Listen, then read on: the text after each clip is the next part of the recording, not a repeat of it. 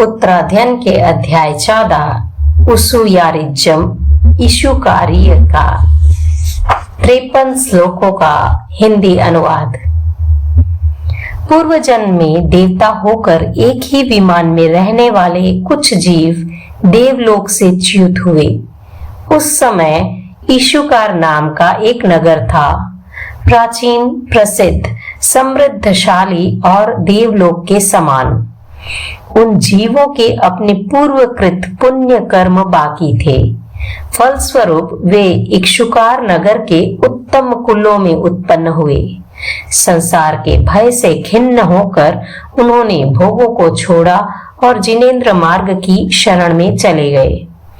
दोनों पुरोहित कुमार, पुरोहित, उसकी पत्नी यशा, विशाल कीर्ति वाला इशुकार राजा और उसकी रानी कमलावती, ये 6 व्यक्ति मनुष्य जीवन प्राप्त कर जिनेंद्र मार्ग की शरण में चले गए। ब्राह्मण के योग्य यज्ञ आदि करने वाले पुरोहित के दोनों प्रिय पुत्रों ने एक बार निर्ग्रंथ को देखा। उन्हें पूर्व जन्म की स्मृति हुई और भली भांति आचरित तप और संयम की स्मृति जाग उठी। वे जन्म, जरा और मृत्यु के भय से अभिभूत हुए। उनका चित्त मोक्ष की ओर खींच गया। संसार चक्र से मुक्ति पाने के लिए वे काम गुणों से विरक्त हो गए। उनकी मनुष्य और देवता संबंधी काम भोगों में आसक्ति जाती रही। मोक्ष की अभिलाषा और धर्म की श्रद्धा से प्रेरित होकर वे पिता के पास आए और इस प्रकार कहने लगे, हमने देखा है कि यह मनुष्य जन्म अनित्य है, इसमें भी विघ्न बहुत हैं और आयु थोड़ी है, इसलिए घर में हमें कोई आनंद नहीं है। हम मुनिचर्या को स्वीकार करने के लिए आपकी अनुमति चाहते हैं। उनके पिता ने उन कुमार मुनियों की तपस्या में बाधा उत्पन्न करने वाली बातें कही। पुत्रों, वेदों को जानने वाले इस प्रकार कहते हैं कि जिनको पुत्र नहीं होता उनको गति नहीं होती। पुत्रों, इसलिए वेदों को पढ़ो, ब्राह्मणों को भोजन कराओ, स्त्रियों के साथ भोग भोगो, पुत्रों को उत्पन्न करो, उनका विवाह कर, घर का भार सौंप कर फिर अरण्यवासी प्रशस्त मुनि हो जाना। दोनों कुमारों ने सोच विचार पूर्वक उस पुरोहित को, जिसका मन और शरीर आत्मगुण रूपी ईंधन और मोह रूपी पवन से अत्यंत प्रज्वलित शोकाग्नि से संतप्त और परितप्त हो रहा था, उसका हृदय वियोग की आशंका से अतिशय छिन्न हो रहा था, जो एक एक कर अपने अभिप्राय अपने पुत्रों को समझा रहा था और उन्हें धन और क्रम प्राप्त काम भोगों का निमंत्रण दे रहा था। ये वाक्य कहे, वेद पढ़ने पर भी त्राण नहीं होता, ब्राह्मणों को भोजन कराने पर वे अंधकारमय नरक में ले जाते हैं और पुत्र भी त्राण नहीं देते, इसलिए आपने कहा उसका अनुमोदन कौन कर सकता है। ये काम भोग क्षण भर सुख और चीरकाल दुख देने वाले हैं, बहुत दुख और थोड़ा सुख देने वाले हैं। संसार मुक्ति के विरोधी हैं और अनर्थों की खान है। जिसे कामनाओं से मुक्ति नहीं मिली, वह पुरुष अतृप्ति की अग्नि से संतप्त होकर दिन रात परिभ्रमण करता है। दूसरों के लिए प्रमत्त होकर धन की खोज में लगा हुआ वह जरा और मृत्यु को प्राप्त होता है। यह मेरे पास है और यह नहीं है, यह मुझे करना है और यह नहीं करना है, इस प्रकार वृथा बकवास करते हुए पुरुष को उठाने वाला काल उठा लेता है। इस स्थिति में प्रमाद कैसे किया जाए? जिसके लिए लोग तप किया करते हैं, वह सब कुछ प्रचुर धन, स्त्रियां, स्वजन और इंद्रियों के विषय तुम्हें यही प्राप्त है, फिर किस लिए तुम श्रमण होना चाहते हो? पिता ने कहा। पुत्र बोले, पिता, यहाँ जहाँ धर्म की धुरा को वहन करने का अधिकार है, वहाँ धन, स्वजन और इंद्रिय विषय का क्या प्रयोजन है? कुछ भी नहीं। हम गुण समूह से संपन्न श्रमण होंगे, प्रतिबंध मुक्त होकर गांवों और नगरों में विहार करने वाले और भिक्षा लेकर जीवन चलाने वाले। पुत्रों, जिस प्रकार अरणी में अविद्यमान अग्नि उत्पन्न होती है, दूध में घी और तिल में तेल पैदा होता है, उसी प्रकार शरीर में जीव उत्पन्न होते हैं और नष्ट हो जाते हैं। शरीर का नाश होने पर उसका अस्तित्व नहीं रहता। पिता ने कहा। कुमार बोले, पिता, आत्मा अमूर्त है, इसलिए यह इंद्रियों के द्वारा नहीं जाना जा सकता। यह अमूर्त है, इसलिए नित्य है। यह निश्चय है कि आत्मा के आंतरिक दोष ही उसके बंधन के हेतु हैं और बंधन ही संसार का हेतु है।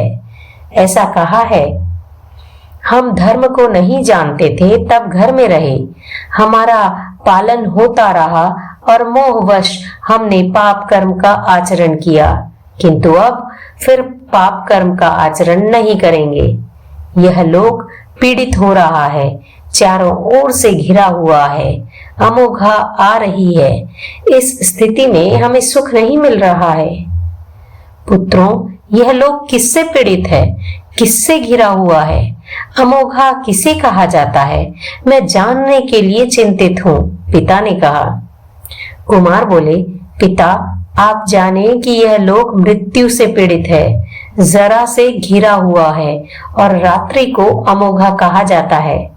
जो जो रात बीत रही है वह लौट कर नहीं आती। अधर्म करने वाले की रात्रियां निष्फल चली जाती है। जो जो रात बीत रही है वह लौट कर नहीं आती। धर्म करने वाले की रात्रियां सफल होती है। पुत्रों, पहले हम सब एक साथ रहकर सम्यकत्व और व्रतों का पालन करें, फिर तुम्हारा यौवन यानी जवानी बीत जाने के बाद घर घर से भिक्षा लेते हुए विहार करेंगे। पिता ने कहा। पुत्र बोले, पिता, कल की इच्छा वही कर सकता है जिसकी मृत्यु के साथ मैत्री हो, जो मौत के मुंह से बचकर पलायन कर सके, भाग सके, और जो जानता हो कि मैं मरूंगा नहीं। हम आज ही उस मुनि धर्म को स्वीकार कर रहे हैं जहां पहुंचकर फिर जन्म लेना न पड़े। भोग हमारे लिए अप्राप्त नहीं है, हम उन्हें बार बार प्राप्त कर चुके हैं। राग भाव को दूर कर श्रद्धा पूर्वक श्रेय की प्राप्ति के लिए हमारा प्रयत्न युक्त है। पुत्रों के चले जाने के बाद मैं घर में नहीं रह सकता। हे वाशिष्ठ, अब मेरा भिक्षाचर्या का काल आ चुका है। वृक्ष शाखाओं से समाधि को प्राप्त होता है, उनके कट जाने पर लोग उसे ठूंठ कहते हैं। बिना पंख का पक्षी, रणभूमि में सेना रहित राजा और जलपोत पर धन रहित व्यापारी जैसा असहाय होता है, पुत्रों के चले जाने पर मैं भी वैसा ही हो जाता हूँ। वाशिष्ठी ने कहा, ये सुसंस्कृत और प्रचुर श्रृंगार रस से परिपूर्ण इंद्रिय विषय जो तुम्हें प्राप्त है, उन्हें अभी हम खूब भोगें, उसके बाद हम मोक्ष मार्ग को स्वीकार करेंगे। पुरोहित ने कहा, हे भवती, हम रसों का भोग कर चुके हैं, उम्र हमें छोड़ता जा रही है। मैं असंयम जीवन के लिए भोगों को नहीं छोड़ रहा हूँ। लाभ अलाभ और सुख दुख को समदृष्टि से देखता हुआ मैं मुनि धर्म का आचरण करूंगा। वाशिष्ठी ने कहा, प्रति स्रोत में बहने वाले बूढ़े हंस की तरह तुम्हें पीछे अपने बंधुओं को याद करना न पड़े, इसलिए मेरे साथ भोगों का सेवन करो। यह भिक्षुचर्या और ग्रामानुग्राम विहार करना सचमुच दुखदायी है। हे भवती, जैसे सांप अपने शरीर की केंचुली को छोड़कर मुक्त भाव से चलता है, वैसे ही पुत्र भोगों को छोड़कर चले जा रहे हैं। पीछे मैं अकेला क्यों रहूं? उनका अनुगमन क्यों ना करूं? जैसे रोहित मच्छ जर्जरित जाल को काट कर बाहर निकल जाते हैं, वैसे ही उठाए हुए भार को वहन करने वाले प्रधान तपस्वी और धीर पुरुष काम भोगों को छोड़कर भिक्षाचर्या को स्वीकार करते हैं।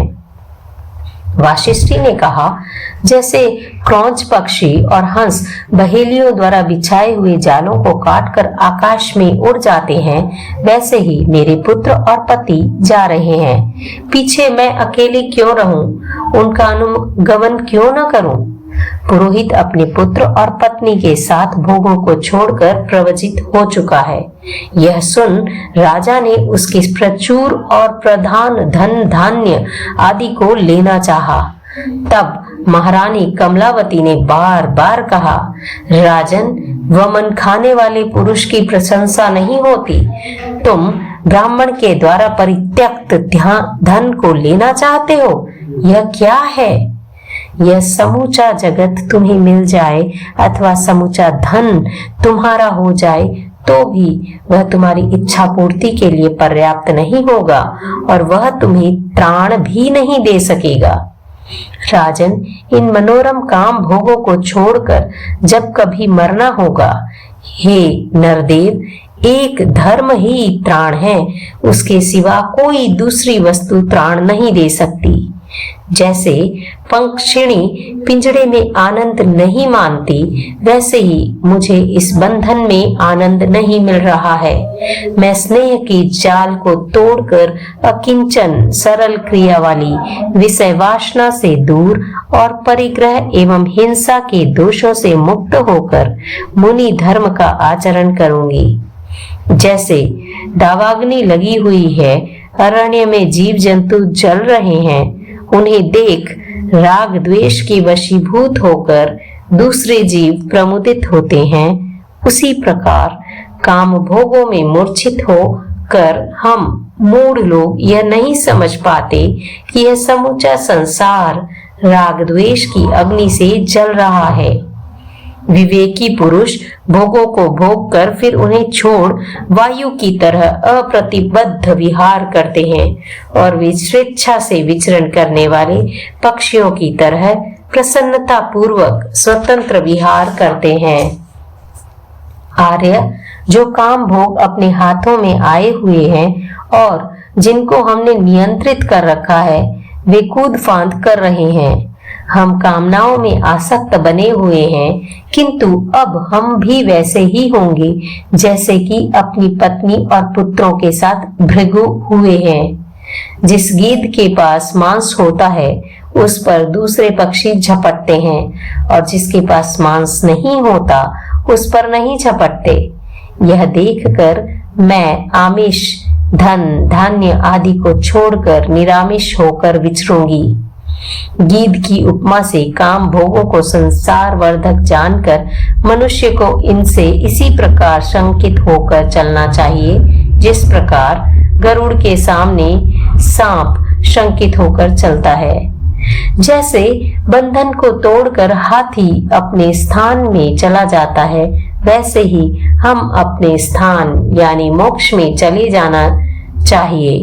हे महाराज ईशुकार, यह पथ्य है, इसे मैंने ज्ञानियों से सुना है। राजा और रानी विपुल राज्य और दुस्त्यज्य काम भोगों को छोड़ निर्विषय, निरामिष, निस्नेह और निष्परिग्रह हो गए।